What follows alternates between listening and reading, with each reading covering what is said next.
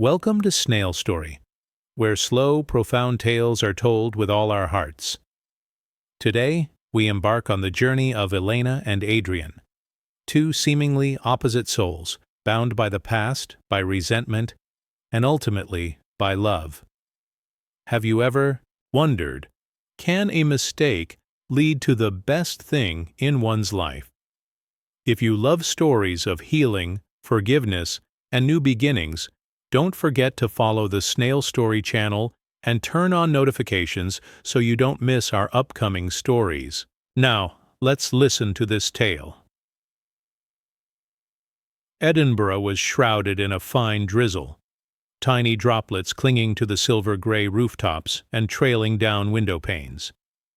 Elena Rousseau sat alone in a small café on Blackfriars Street, a cream-colored trench coat draped loosely over her slender shoulders. She wore no makeup, yet her eyes still gleamed, the sharp gaze of someone who had witnessed too much cruelty to still know fear. Her palm squeezed her phone tightly. A message flashed from her editor-in-chief. "Cease all activity. Move to safe house. Authorities will intervene in a few days. Stay safe. Do not contact anyone but me." Elena sighed, not out of fear, but because she hated hiding. Her investigative series on the Argento Corporation, an oil and gas empire entangled in money laundering and high-level bribery, had made her name appear too frequently on dark forums where, ideally, no journalist should ever be mentioned. She stood up, left the cafe, and stepped into a waiting taxi. In her hand was a worn-out suitcase and a piece of paper with the address of her temporary refuge for a few weeks, Rowan House, on the southern outskirts of Edinburgh. Rowan House was an ancient gray-stone mansion nestled modestly behind a row of golden-hued maple trees. It wasn't grand or magnificent, but it possessed a quiet, contemplative air of time, the kind of place people rarely noticed, and for that very reason, it was safe. When Elena arrived, the rain had just stopped and the chilly air carried the scent of damp earth. A tall man opened the door. Elena's first glance at him sent a shiver down her spine, not because it was fierce, but because it was so utterly calm and cold. "Miss Rousseau?" he asked, his voice low and even. "Yes, I was assigned here from the Paris press office." "Adrian Morgan," he stated simply. He was a powerful, cold lawyer from an old aristocratic British family. Adrian was tall, broad-shouldered, with an angular face, a resolute chin, and deep gray eyes, the kind of gaze that could make the person opposite feel utterly exposed. He always wore perfectly tailored suits, composed, controlled, and almost devoid of emotion. "You can stay here. Room upstairs to the right. No paperwork needed. We don't do check-ins." Elena frowned slightly. "We." "Myself and—" The silence. A faint smirk touched his lips. She didn't smile, just nodded, and pulled her suitcase inside. The room on the second floor was quite simple. A large bed, a window overlooking the back garden, and a small bookshelf with a few classic novels. Elena set down her bag and opened the window to let the fresh air in. She had no idea that from downstairs Adrian was still watching. He knew exactly who she was. She wasn't an ordinary tenant. She was the only daughter of Henri Rousseau, a former high-ranking official directly involved in an internal information leak that entangled Adrian's fiancé in a scandal leading to her suicide. That girl, Catherine Layton, had died 10 years ago, and Adrian had never forgotten. Life at Rowan House began with unsettling quiet days. Elena wrote, read books, and walked in the back garden. Adrian rarely appeared, but occasionally she would catch him standing by a window or walking down the hallway with a book in his hand. No one mentioned the past. No one asked about the future. But something festered like an unhealed wound, and Elena, though she didn't know the full truth, felt that this place was somehow not entirely a sanctuary. A week after moving into the mansion, Elena began to feel that something was off, not because of Adrian's coldness, she was used to that, but because everything here was too arranged. as if someone had researched her in advance. The investigative journalism book she had once written, coincidentally, was placed right on the bookshelf in the library. The type of herbal tea she usually bought in Paris. It appeared in the kitchen. She thought it was a coincidence until, one afternoon, she walked past Adrian's study and saw the door slightly ajar. In that rare moment, she glanced inside. On his desk was a printout from the internet. The first page clearly displayed Henri Rousseau, controversial prosecutor. Her heart stopped. She recognized her father's photo in the black and white image, the familiar headlines, and an in-depth article analyzing Catherine Layton's case, a name she had vaguely heard in journalistic circles but had never thoroughly investigated. Just then, Adrian looked up. Their eyes met. Elena flinched, stepping back, but he simply closed the door coldly, without a word. That night, Elena tossed and turned. For the first time, she researched the old case. Catherine Layton, Adrian's fiancée, had died due to media pressure after accusations related to a fraudulent charity fund. The person who had directly brought the case to light, forcing Catherine to stand trial, was her father, Henri Rousseau. Now everything became clear. She wasn't a random tenant. She was a shadow Adrian kept to unleash upon her what the past had stolen from him. And worse, she had walked into that place naively thinking she was being protected. Elena sat alone by the window, her gaze fixed absently on the rain outside. "You're keeping me here," she whispered, not out of kindness, but out of hatred. Fear crept in, not because she was weak, but because she realized she was trapped in a game she never wanted to play. After her discoveries about the past and Catherine Layton, Elena could no longer consider herself an ordinary tenant. Every step in the mansion made her feel watched, placed in a specific position in a game where Adrian Morgan wrote the rules. 3 days after their eyes met at the study door, she quietly began packing her belongings. She made a few calls from a new phone number inquiring about a temporary apartment near Newington where she had once stayed as a student. She also checked train schedules to Glasgow or back to London just to know that she could still make her own decisions until that afternoon. Elena was standing at the door, hand on the doorknob, when the familiar low voice sounded behind her. "Where are you going?" She turned around.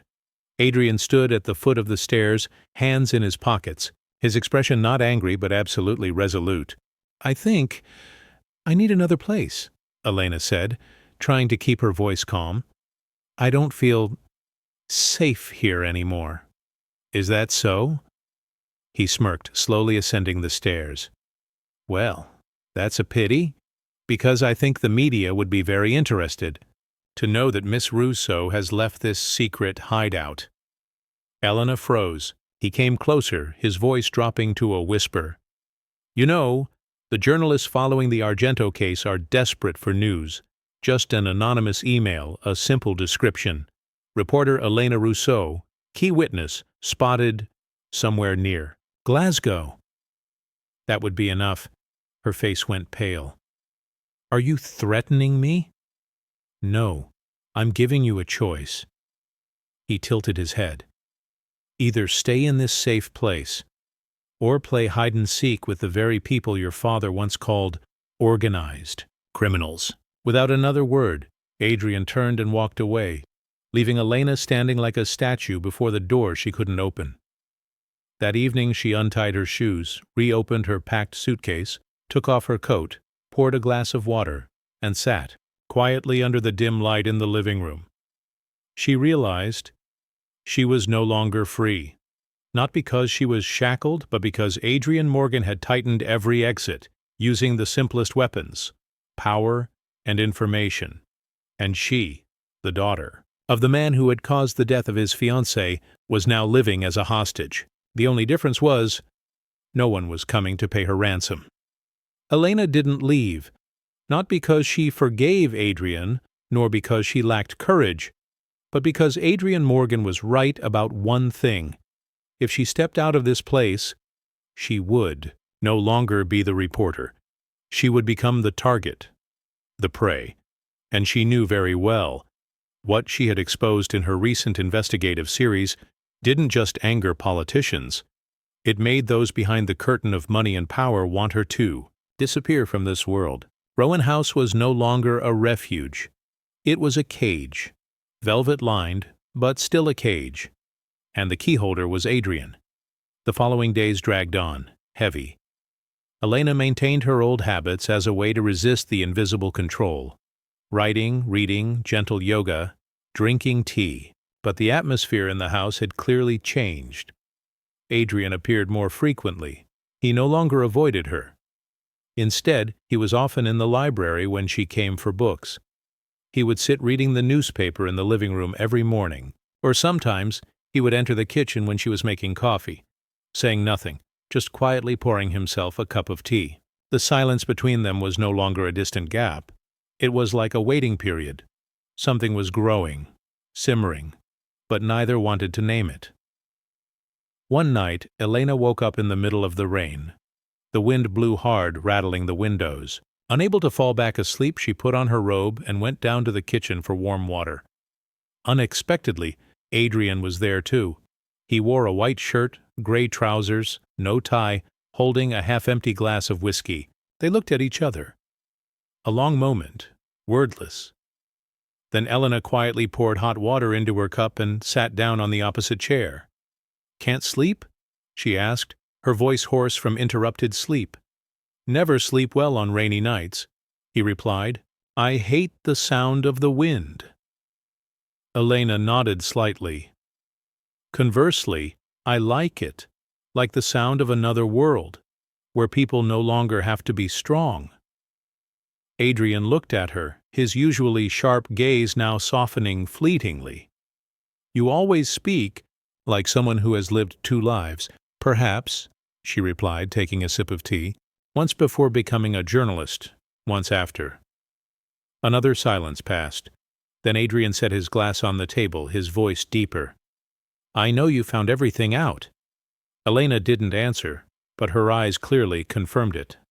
"What do you think of me?" he asked. She tilted her head slightly. "I think you're more dangerous than I thought, but also lonelier than I thought." He smirked. "An insult disguised as compassion?" "No," she replied. "It's the truth." The next day, the atmosphere in the house changed significantly. Adrian ordered a full dinner, inviting Elena to eat with him in the main dining room for the first time. She came, a little wary, but still sat down.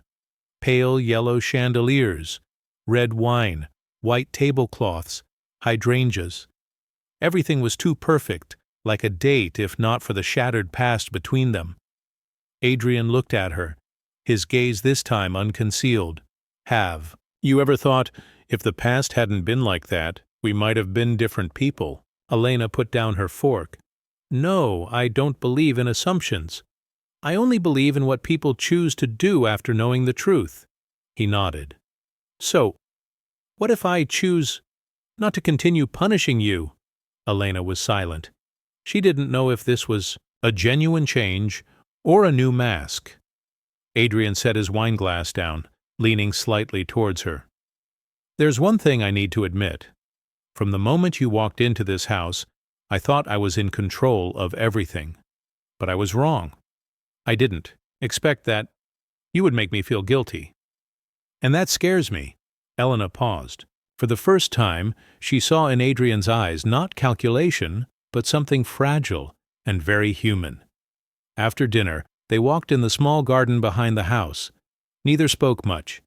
Just two figures walking side by side, amidst the rustling, leaves and the golden light spilling from the windows. That night, heavy rain poured down.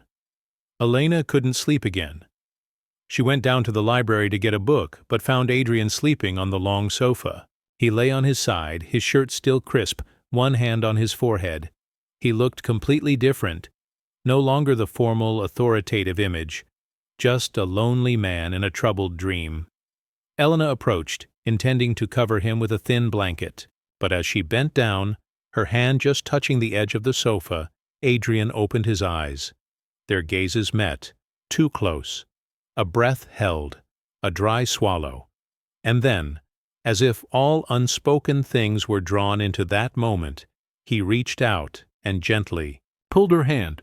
"Don't go," he whispered. "Tonight don't go." Elena didn't answer, but she didn't pull her hand back. That night they slept together. No drama, no possessiveness. Just two bodies finding each other like two final pieces fitting together in the cold, rainy night. The next morning, sunlight filtered gently through the curtains. Elena woke up in Adrian's arms. He was still sound asleep. She lay there for a long time, gazing at his face, a part of her hoping this was the beginning of something right. But when Adrian opened his eyes, he didn't smile. He withdrew his hand first, sat up, and turned his back. "Last night," he began, his voice hoarse. "It shouldn't have happened." Elena clutched the blanket tighter around herself. "I know. We both lost control. But that doesn't change the nature of our relationship," he said, without turning around. Elena got up, calmly gathering her clothes. "That's right, and I don't need an explanation." She walked out of the room, as quietly as she had arrived. But something deep inside her had changed. A few days later, Elena felt unwell. She was tired, slightly nauseous, and often dizzy when she stood up too quickly. At first, she thought it was due to the weather or lack of sleep. But then, one morning while making tea, the familiar smell made her cover her mouth and rush to the bathroom. A premonition arose. She quietly went down to town and bought a pregnancy test kit. She told no one. She waited alone in the bathroom.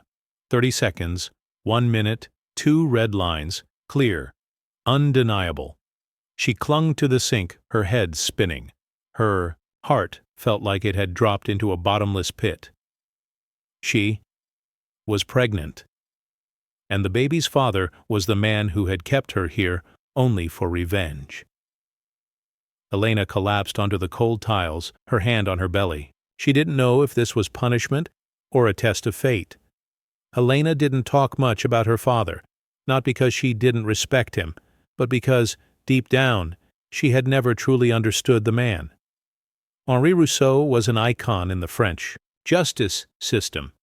Intelligent, sharp, resolute, and absolutely uncompromising. He was once personally trusted by the president, famous for his ability to deliver undeniable indictments. But Elena always saw her father as someone living in a sealed box, where reputation, duty, and belief in absolute justice were always prioritized over human emotion. He never said, "Well done, my dear," when she published her first article. Never asked, "Are you okay?" after a stressful investigation. Instead, he would send a simple message. "The article is on the right track, but the ending is a bit sentimental." Elena used to think he was too strict to be empathetic, until she discovered the truth about Catherine Layton's case.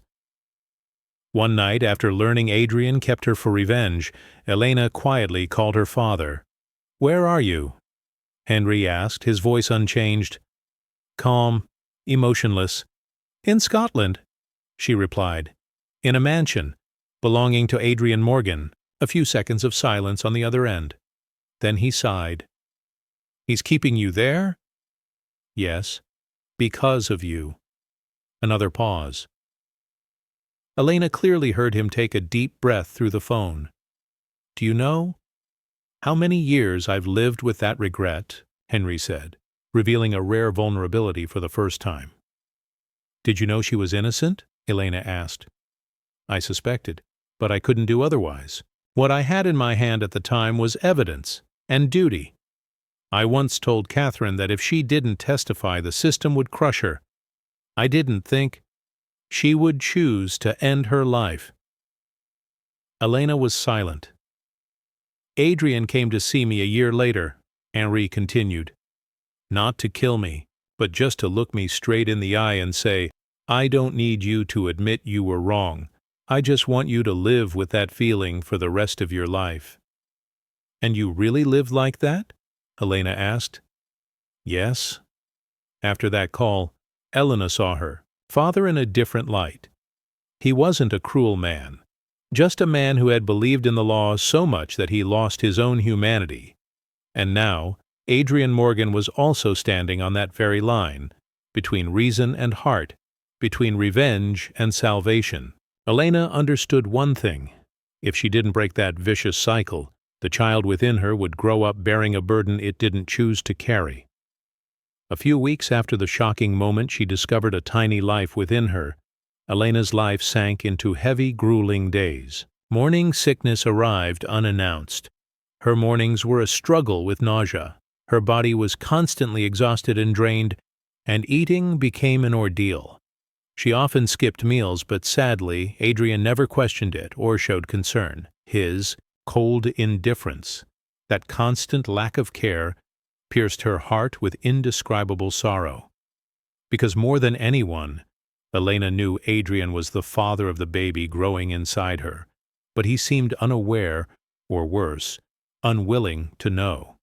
Elena's prolonged skipped meals eventually didn't escape the keen eye of the devoted old housekeeper. Concerned for her well-being, she didn't hesitate to inform Adrian, hoping he could turn the situation around.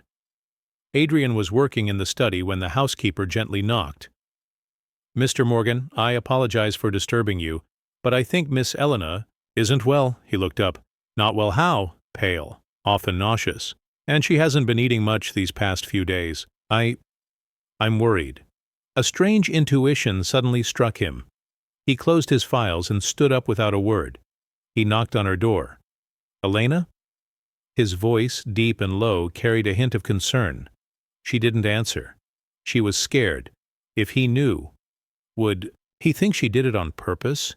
Would he see her as a user? "Elena, open the door," he said again, his voice more resolute this time. She stood up, wiped away her tears, took a deep breath, and opened the door. Adrian stood there, looking her up and down. "Are you okay?" She forced a smile.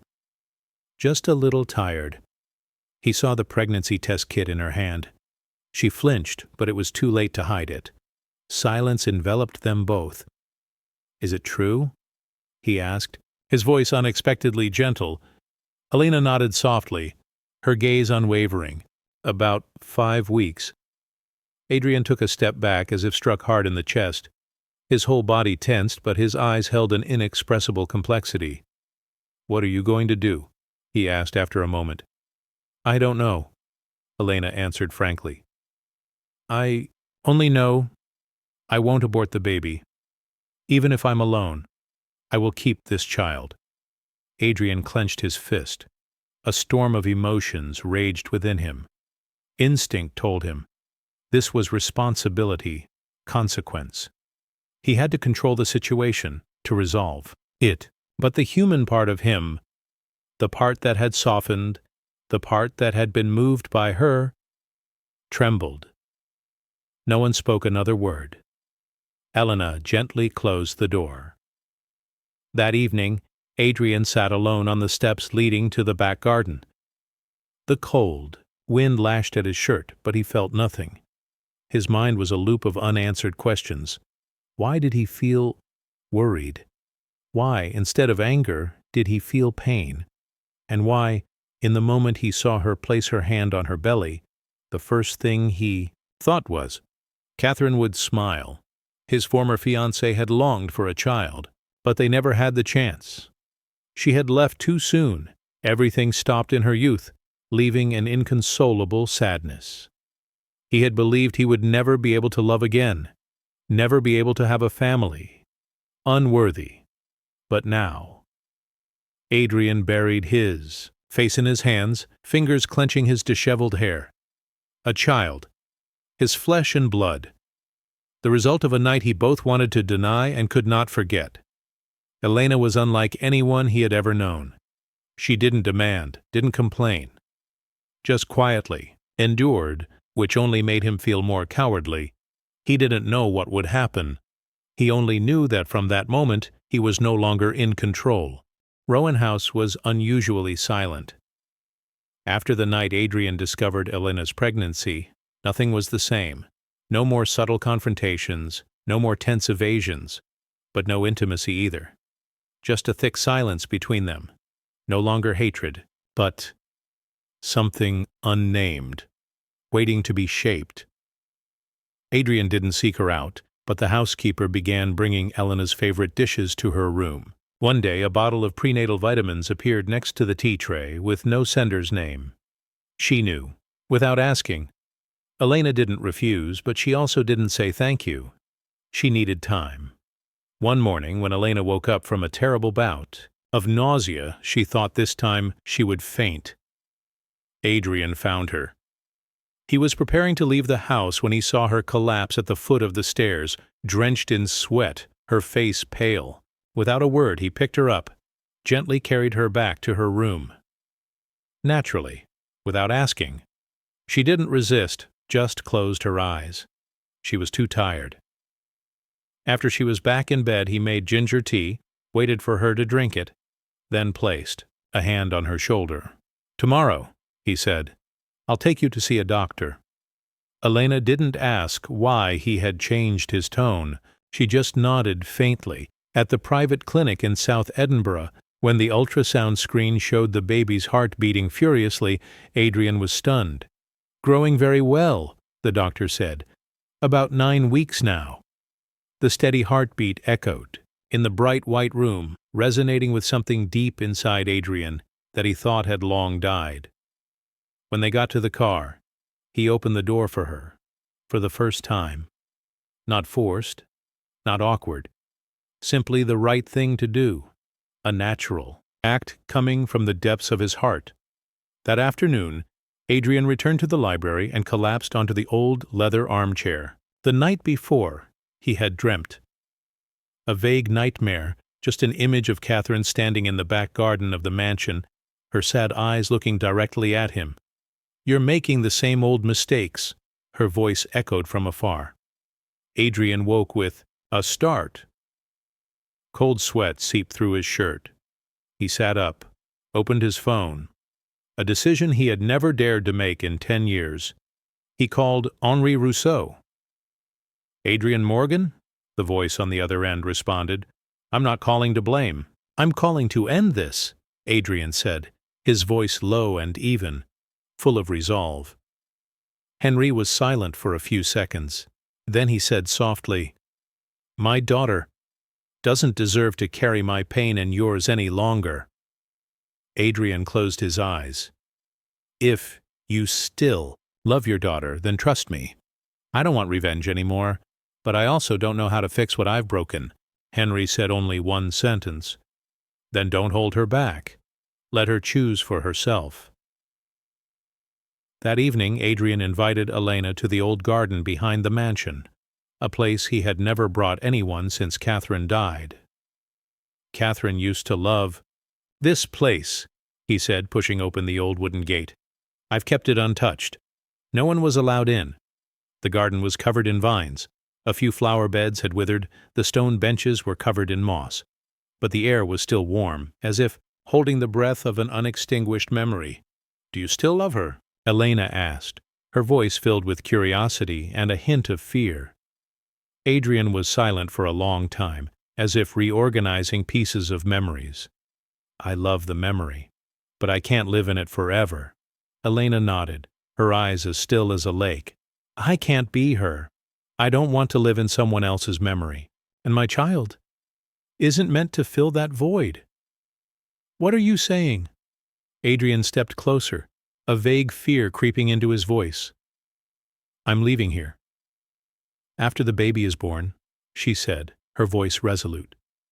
"Not because I'm angry, but because I need to start over in a place where someone else's past doesn't weigh on my child's future." Adrian stepped closer, but she took a step back, creating an invisible distance.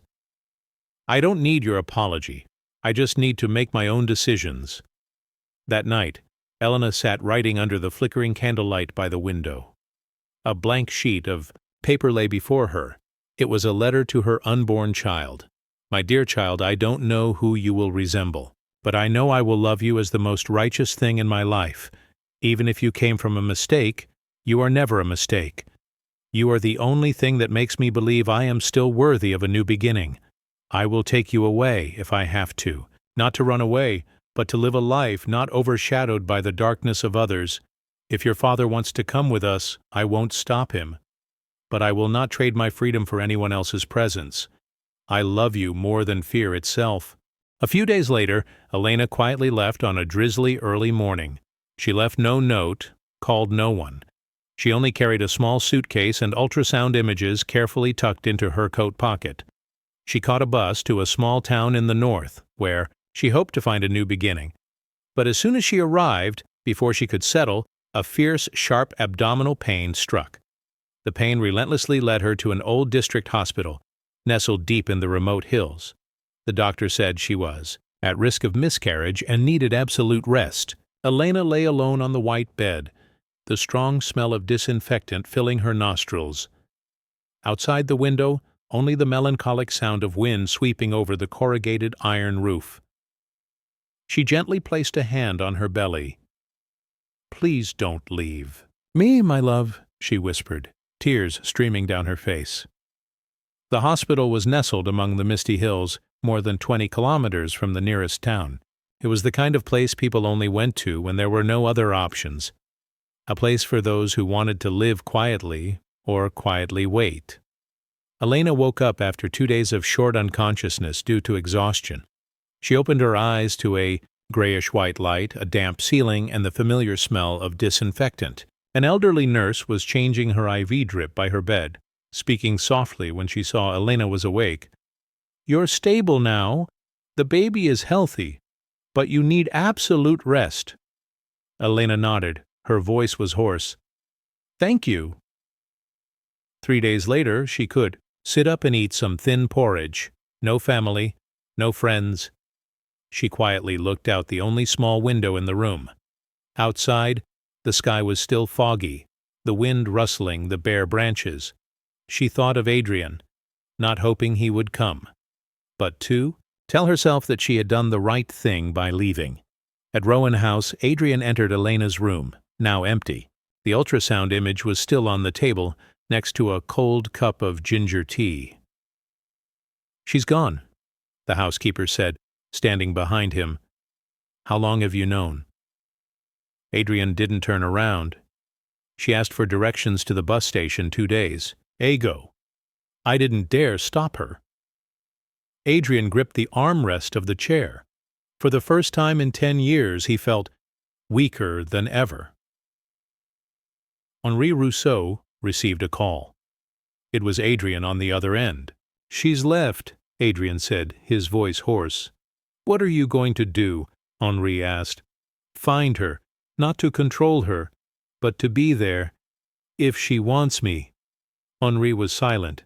Then he said softly, "If you go, go with a bare heart. Don't bring any more darkness with you." Adrian simply replied, "I know." After nearly a week of searching, Adrian traced Elena's whereabouts to the Highland Hospital where she had been admitted under a false name. He arrived on a drizzly afternoon, the wind howling coldly through the corridors. He stood outside her room, looking through the glass pane. She was sleeping. Her face was pale, her hair disheveled, one hand resting gently on her belly as if instinct was protecting the small life within. He stood silently outside her room for a very long time, not daring to knock, not daring to enter. A nurse looked at him, asking softly, "Family?" Adrian nodded. "She needs someone to care for her. She's strong but too lonely." When Elena woke up, he was sitting beside her, his back slightly hunched, his eyes dark from lack of sleep. She wasn't surprised, didn't scold him, nor did she cry. She just said softly, "You found me." Adrian nodded. "I didn't find you to keep you, just to be here, if you allow me." Silence enveloped them. Then she looked down at her belly. "The baby needs a father, but I don't need someone standing by out of obligation." Adrian took her hand. It was the first time he had touched her out of love, not out of guilt or calculation. Not out of obligation, but because I want to move forward with you, if you still have room for me. She didn't answer immediately, but her hand gently squeezed his, a small but meaningful signal. 7 months later, Elena gave birth to a beautiful baby girl in a small, quiet birthing room in the Highlands. Adrian held her hand throughout the journey, not leaving her for a single moment. The baby cried loudly, a cry that burst with joy. Her eyes were dark and clear. When the nurse placed the baby in Elena's arms, she smiled, her first smile in many long months. "Our daughter," she whispered. Adrian stood beside her, saying nothing, but his tears flowed uncontrollably, tears of release and boundless happiness. 1 year later, a small house on a hillside, with a moss-colored roof and a garden full of pristine white daisies. Elena held her daughter, Ava, on the porch, reading.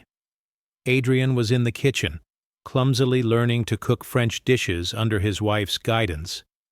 They didn't return to Rowan House immediately, nor did they go back to London or Paris. They chose that anonymous place to start anew. No reputation, no hatred, no ghosts of the past. "I once thought I would live alone my whole life," Adrian said once, as they watched the stars on the porch. Elena smiled. "Not because I came, but because you chose to let go." And that was their true beginning, not bound by guilt, but built on courage and forgiveness. Around the same time, the scandal Elena had investigated finally came to light. The court issued harsh sentences for individuals involved in the Argento Corporation. Her name reappeared in major newspapers, no longer a hunted person but one who had opened the door to justice. Elena received an email from her old news agency, an invitation to return to work as a senior investigative consultant. She read the email in silence, then smiled gently, looking over at Adrian, who was rocking Ava to sleep in his arms. "It's time to go back," she said. That autumn they returned to Rowan House. The mansion was no longer a place of darkness, but had become a home, a place to start anew, where old wounds had given way to the light of family. Elena and Adrian's story doesn't end with a perfect ending, but with a true beginning, where the past no longer binds, only love and choice remain.